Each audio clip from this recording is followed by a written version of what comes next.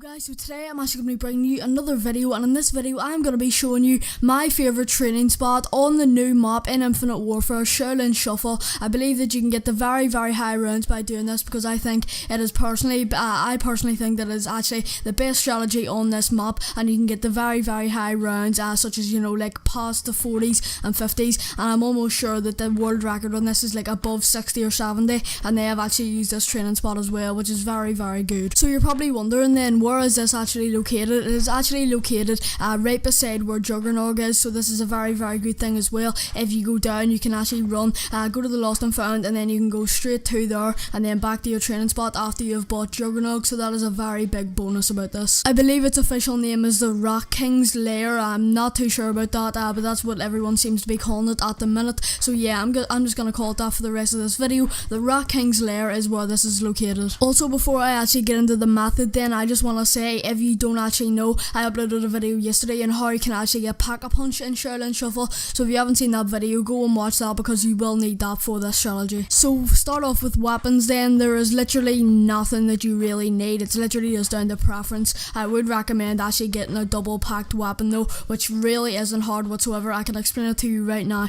What you want to do is just basically go over to my other video and actually watch how to get Pack-a-Punch, and then what you can basically do is run in there, activate a switch in the Pack-a-Punch, and then you can come out, grab 2 fuses, and then basically add them to the Pack-a-Punch machine after you have a train run over them. You can actually just go and look at someone else's tutorial. I'll actually leave Mr. Alec JD's tutorial in the description below, and yeah, that is basically how you get double pack. I would recommend either having an SMG or an assault rifle. I'll actually have them double packed in. I also found this really good gun. I don't really know what you call it, but it's just before, as you're going past Dead Eye drops, it is right there. It's like a 2 burst, but you can actually hold it in and it's basically automatic. It's very powerful on the higher rounds. The Volk is also another great option that you can actually go with, but as I said guys, it is all down to preference. Let's get into perks then. So there are a few perks that you're actually really gonna need, and if you want to go to the highest round possible, I would actually recommend running these sets of perks. So the first 2 are obviously self-explanatory, Up and Atoms and Tough Enough. You're gonna need these. Just Quick Revive and Juggernog is what they're called in the other games. I'm sure you guys know this by now, but just honestly, you're gonna need these perks.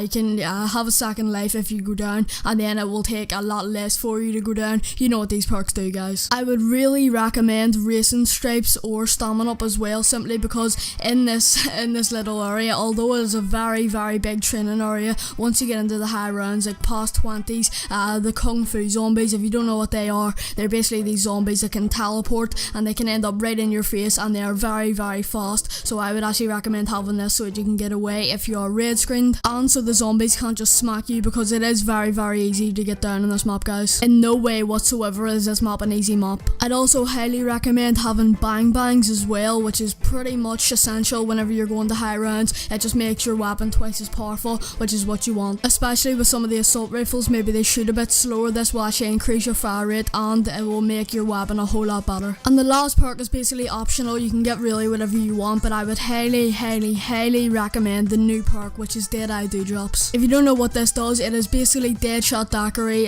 from Black Ops 2. If you don't actually know what that is, it basically auto locks onto their head, but it also has this little cool like hit marker kind of effect thing, which is very cool, and it automatically locks on if you're aiming anywhere on a zombie, anywhere above its stomach or its waist more or less. It'll automatically lock right onto the head, and I'm almost sure it does a bit more damage as well. I'm not really sure if that's confirmed yet or not, but from what I've heard, it's actually very good on high rounds, because it actually locks onto their head, of course, and then I'm almost sure that it gives you a bit of increased damage as well. So let's actually get into the strategy then. What are you going to want to do in this strategy? It's pretty simple, because the Rock King's Lair is very wide open, so what you can basically do is just run around, because it is a circular shape. You can literally either just run around in a circle and train that way while dodging zombies, or you can do what I like to do, and you might be able to see in the gameplay, is actually run a figure 8. This is probably the most effective on high rounds. You can just run in a circle for the first like 20 or 25 rounds, but whenever you actually get 25 plus, there is going to be a lot of Kung Fu zombies which you're going to need to dodge, and it just makes you a little bit more unpredictable as to where you're going to go if you run this figure 8. Another benefit of this spot is there's a trap, there's a ventilation trap where you can actually activate, and if you want to take like a 30-second break, you can literally just use that, because no zombies are allowed to come for you. Like, they all get sucked into the trap and then all just obliterated,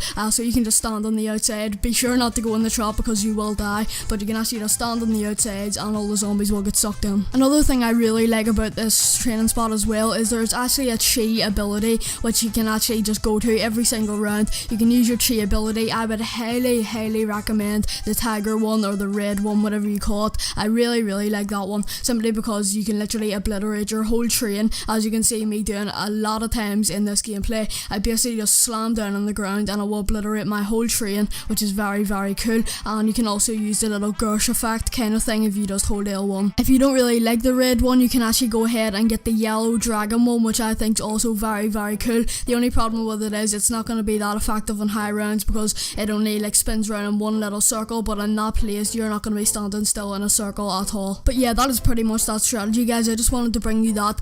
There's also just a few little tips. Maybe just try and watch out for the kung fu zombies as well. Whenever the roller skating zombies come, you have a big circular area, so you can actually run about the place and make sure that because they will come from a lot of different spots. There's a lot of different entrances to this actual place, guys, so they will come from a lot of different places, but you can actually just sit back and spread them off because it is such a big area. If there's any tips I can give you, just try and keep your distance from them and from the kung fu zombies as much as you can, and try and kill them as soon as possible, them and the roller skating zombies, because it will benefit you in the long run. But yeah, that has been the end of this video, guys. I hope you guys did enjoy. If you did, make sure to leave a like and subscribe, and also let me know what you guys thought of the video in the comment section below for more Shaolin Shuffle videos. And yeah, I'm out, guys. Peace.